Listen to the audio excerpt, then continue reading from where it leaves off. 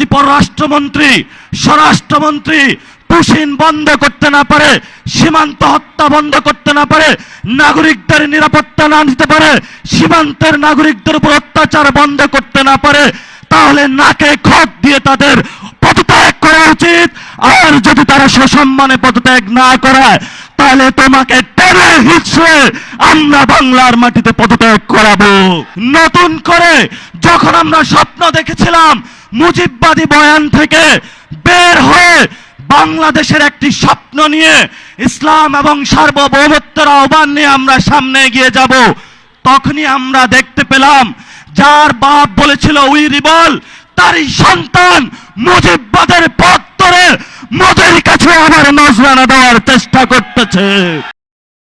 আজকে আমরা যখন এখানে কথা বলছি, তখন সীমান্তের কাঁটাতারের ওইখানে আমাদের অসংখ্য ভাই বন্ধুরা নিজেদের নিরাপত্তা নিয়ে উদ্বিগ্ন হয়েছে যে কখন ভারত থেকে একটি খুনি সন্ত্রাসী গোষ্ঠী এসে তাদের বোন, বাচ্চা, প্রিয় সন্তানকে যে কোনো সময় খুন করে চলে যেতে পারে।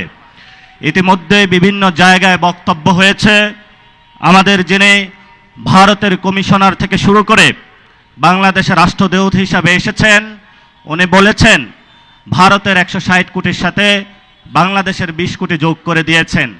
আমরা তাদের সাথে উদ্দেশ্যে বলতে চাই, বাংলাদেশের 18 থেকে 20 কোটি জনতা, পশ্চিমবঙ্গের 10 থেকে 12 কোটি জনতা, আসামের 1.5 থেকে 2 কোটি জনতা, তেমনিভাবে মণিপুর থেকে এই বাংলা ভূখণ্ডের বদ্বীপে যত অঞ্চল রয়েছে সেখানের জনসংখ্যাকে যদি আমরা হিসাব করি 32 থেকে 35 কোটি জনতারও আমরা দায়িত্ব নিতে সক্ষম এবং আমরা দায়িত্ব নিতে চাই। যদি তোমরা আমাদেরকে সেই আকাশ দেখাতে চাও যে অভিন্ন আকাশের স্বপ্ন, সেই অভিন্ন আকাশের স্বপ্ন ভঙ্গ তোমরা করেছো 1947 সালে, যখন আমরা একটি ভারত স্বপ্ন নিয়ে বেঁচেছিলাম যে আমরা ঐক্যবদ্ধভাবে ভারতে একই গঙ্গা, একই জলে বসবাস করে, একই পানিতে বসবাস করে নিভৃতে এখানে থাকব। তোমরা সেইখানে মুসলিম কার্ড খেলে আমাদের উপরে নিপীড়নের, নির্যাতনের স্ট্রিম রুলার চালিয়েছিল। আমরা বাধ্য হয়ে স্বাধীনতার আওয়াজ তুলে সেই একই জায়গায় আজকে উপনীত হয়েছি। নতুন করে যে স্বপ্ন তুমি আমাদেরকে দেখাচ্ছ, সেই স্বপ্ন তোমরা 47-এ ভঙ্গ করেছ। এই যা ইতিহাস চলে গিয়েছে, নতুন করে মুসলমান এবং বাংলাদেশ ভারতের সাথে একীভূত হওয়ার যে অখণ্ড ভারতের যে স্বপ্ন, সেই স্বপ্নে আমরা কখনো ঐক্যবদ্ধ হব না। এবং তোমরা যে স্বপ্ন দেখো, তোমাদের সেই স্বপ্ন দিবা স্বপ্নেই থেকে যাবে, বাস্তবে কখনো হবে না। যদি বাস্তবে হওয়া সম্ভব, যেটা আমাদেরকে ভাসানী বলে গিয়েছিলেন, পশ্চিমবঙ্গ আমার, আসামও আমার, মণিপুরও আমার, এই বদ্বীপ পুরোটাই হলো আমাদের। প্রিয় উপস্থিতি, 1947 সালে আমার আপনার যারা বাপদাদা যুদ্ধে নেমেছিল একটি বৈষম্যহীন বাংলাদেশ গঠনের জন্য, কিন্তু 1971 সালে বাংলাদেশের মুসলমানদের উপরে, বাংলাদেশের মানুষের উপরে সেই বৈষম্যহীন বাংলাদেশ গঠনের পরিবর্তে ভারতের একটি পুতুল সরকার, মুজিববাদী সরকার বাংলাদেশের উপরে আবারই চাপিয়ে দেওয়া হয়েছিল। যেই মুজিববাদী সরকার গত 53 বছরে আমাদের উপরে জুলুম নির্যাতন করেছিল, আমরা স্বপ্নে আকাঙ্ক্ষা দেখেছিলাম 24-এ আমরা রক্ত দিয়েছিলাম। ভারতীয় যে বয়ান, সেটা থেকে বের হয়ে একটি স্বাধীন পররাষ্ট্রনীতির মধ্য দিয়ে যাব। সাথে সাথে সেই রক্তের হোলি খোলায় ভারত আমাদের সেই শহীদ ওসমান হাদি ভাইকে শহীদ করে দিয়েছে, অসংখ্য ভাইকে শহীদ করে দিয়েছে। নতুন করে যখন আমরা স্বপ্ন দেখেছিলাম মুজিববাদী বয়ান থেকে বের হয়ে বাংলাদেশের একটি স্বপ্ন নিয়ে ইসলাম এবং সার্বভৌমত্বের আহ্বান নিয়ে আমরা সামনে এগিয়ে যাব, তখনই আমরা দেখতে পেলাম যার বাপ বলেছিল উই রিবল, তারই সন্তান মুজিববাদের পথ ধরে মোদের কাছে আবার নজরানা দেওয়ার চেষ্টা করতেছে। প্রিয় বিএনপি, প্রিয় তারেক রহমান, আমরা আপনাদেরকে স্পষ্ট বার্তা বলতে চাই, আপনার যদি মুজিববাদে যাওয়ার ইচ্ছা হয়, আপনি আওয়ামী লীগ থেকে বড় মুজিববাদী হইতে পারবেন না। আমরা আপনাকে হুঁশিয়ার করে দিচ্ছি, আপনি যদি মুজিববাদের পথে হাঁটেন, এই পথ বাংলাদেশের জনগণের পথ নয়।